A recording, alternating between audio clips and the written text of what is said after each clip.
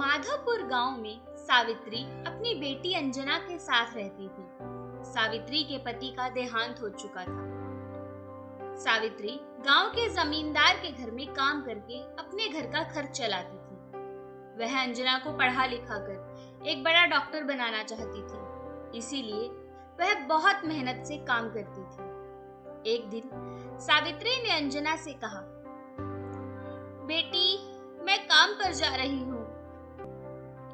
अंजना उस समय घर के बाहर खेल रही थी। माँ, आप आज काम पर मत जाओ ना, मेरे साथ घर पर रहो, आपके बिना मेरा मन नहीं लगता।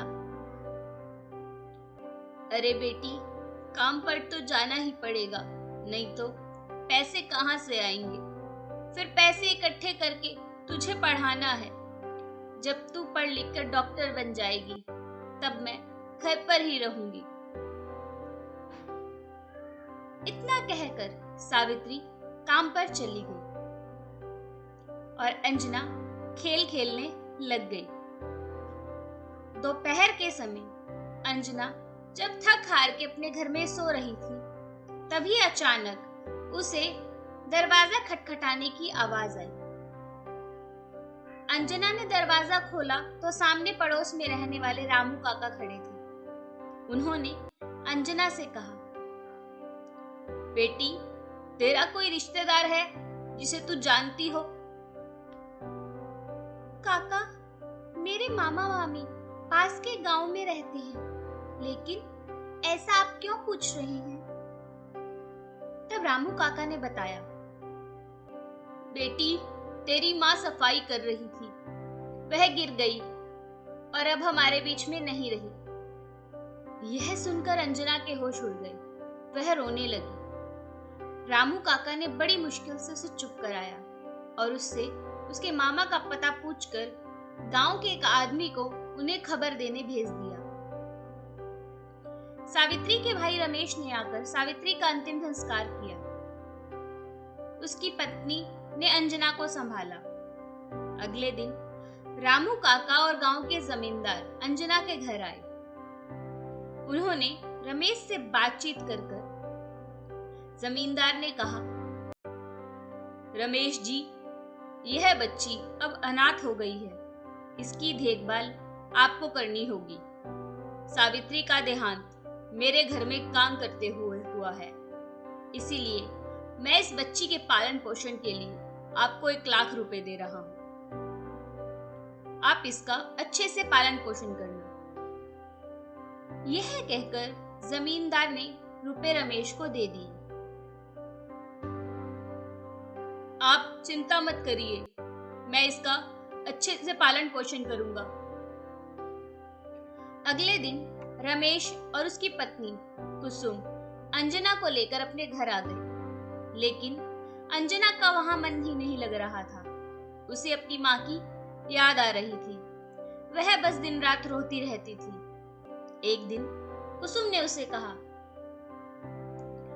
अंजना, जो होना था हो गया, अब उसे भूल जाओ। घर के काम में मेरी मदद किया करो। अंजना ने कुछ नहीं कहा। वह चुपचाप अपनी मामी के साथ काम में हाथ बटाने लगी। एक दिन अंजना ने अपने मामा से कहा, मामा, मैं स्कूल कब जाऊंगी? मैं पढ़ना चाहती हूँ। माँ मुझे डॉक्टर बनाना चाहती थी। रमेश को यह सुनकर बहुत गुस्सा आया। वह बोला, हाँ हाँ, तेरी माँ ने तो बहुत पैसा छोड़ा है तेरे लिए, जो तुझे स्कूल भेजूं। चुपचाप घर में रहना, नहीं तो वापस अपने गांव चली जा। रमेश और कुसुम अंजना के पैसे हड़प चुके थे। वह अब अंजना से पीछा छुड़ाना चाहते थे। कुसुम अंजना से सारे घर का काम करवाती और ठीक से उसे खाना भी नहीं देती थी। अंजना अपने मामा मामी के अत्याचारों से बहुत दुखी हो गई थी। वह अकेले में रोती रहती। अब वह मामा के घर रहना नहीं चाहती थी। एक दिन वह घर छोड़कर चल दी। वह अपने गांव जाना चाहती थी, लेकिन वह चलते चलते एक शहर पहुंच गई। उसे कुछ भी समझ नहीं आ रहा था कि वह कहां जाए, क्या करे। उसे बहुत भूख भी लगी थी। अंजना एक सड़क के किनारे बैठकर रोने लगी। तभी उसके पास एक बुढ़िया औरत आई। उसने अंजना से पूछा। अंजना ने रोते हुए उसे सारी बात बता दी। तब बुढ़िया माई ने कहा, मैं भीख मांगकर गुजारा करती हूँ, तू भी मेरे साथ भीख मांग। पास ही मेरी छोटी सी झोपड़ी है, वहीं रह लेना। अगले दिन से अंजना बुढ़िया माई के साथ भीख मांगने लगी। उसे यह काम पसंद नहीं था, लेकिन मजबूरी में उसे करना पड़ता था। एक दिन वह भीख मांगते मांगते एक अस्पताल के पास पहुंच गई। वह अस्पताल के अंदर चली गई। वहां उसे एक डॉक्टर मिले। डॉक्टर ने उससे पूछा, बेटी तुम्हें क्या परेशानी है? तब अंजना ने कहा, डॉक्टर अंकल, मैं बिल्कुल ठीक हूँ। मुझे तो आपके जैसा डॉक्टर बनना है। मुझे डॉक्टर बना दीजिए ना। यह सुनकर डॉक्टर ने पूछा, बेटी तुम कौन हो और डॉक्टर क्यों बनना चाहती हो? अंजना ने सारी बात उन्हें बता दी। उसकी बात सुनकर डॉक्टर उसे अपने घर ले गए। उन्होंने अपनी पत्नी से अंजना के बारे में बात की। उनकी पत्नी को कोई संतान नहीं थी।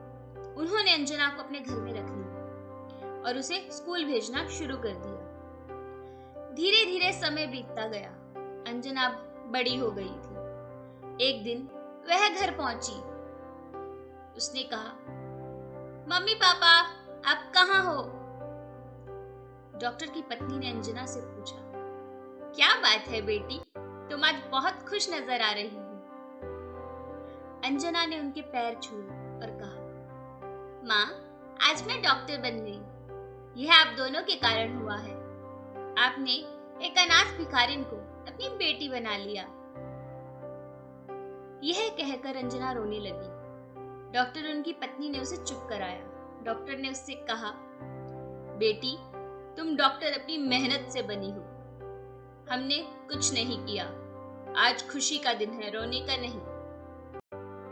यह कहकर उन्होंने अंजना को अपने गले से लगा लिया। अगले दिन से अंजना डॉक्टर बनकर अस्पताल में काम करने लगी। कुछ दिनों बाद डॉक्टर और उनकी पत्नी ने अंजना की शादी करवा दी। अंजना का पति भी एक डॉक्टर था। इस तरह अंजना ने अनाथ होते हुए भी अपनी लगन और मेहनत से अपनी माँ का सपना पूरा कर दिखाया।